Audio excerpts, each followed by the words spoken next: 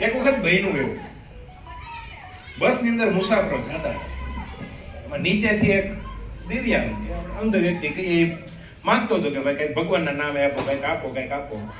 તો મારી જેવો બારીએ બેઠો હોય છે અને આ બાજુ પાછા કોઈક બીજા એક વ્યક્તિ બેઠા હતા, એ દિવ્યાંગ હતા. એને 10 ની નોટ કાઢીને મને અમારી જેવા કોકને આપી કે આપી જો ને ભાઈ, કોઈક ગરીબ માણસ છે ને બિચારો અંધ છે, આપી જો.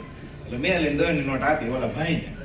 ઓલા ભાઈ ખૂબ આશીર્વાદ આપ્યા, તારું હારું થાય, કરોડપતિ થાય, અબજોપતિ થાય, ભગવાન તમારું હારું કરે, ફલાણું કરે, ઢીકડું કરે.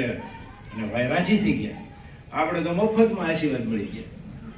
નોટ કોકની, દાન કોકને, આપણે તો ખાલી વચમાં નિમિત્ત બન્યા છે. એટલે આ બધી ચર્ચા હાલતી હતી. એટલે એક પાછો બીજો કોકો એને ઓલાને કીધું કે દાન તમે આપો પણ આશીર્વાદ તો ઓલો લઈ ગયો. કે પૈસા તો ઓલા આપ્યા ને ભાઈ, કોના હાથે પૈસા આપ્યા, એટલે આ બધું આશીર્વાદ એને મેળા. ત્યારે એ વ્યક્તિ બહુ સરસ વાત કરે છે. શું વાત કરે છે મિત્ર? કદાચ હું અંધ છું, દાન લેવા વાળો અંધ છે, પણ યાર 1000 હાથ વાળો થોડો અંધ છે ભલા મોણા. એ તો બધું જોવે જ છે કે કોણ શું કરે છે ને કોણ હું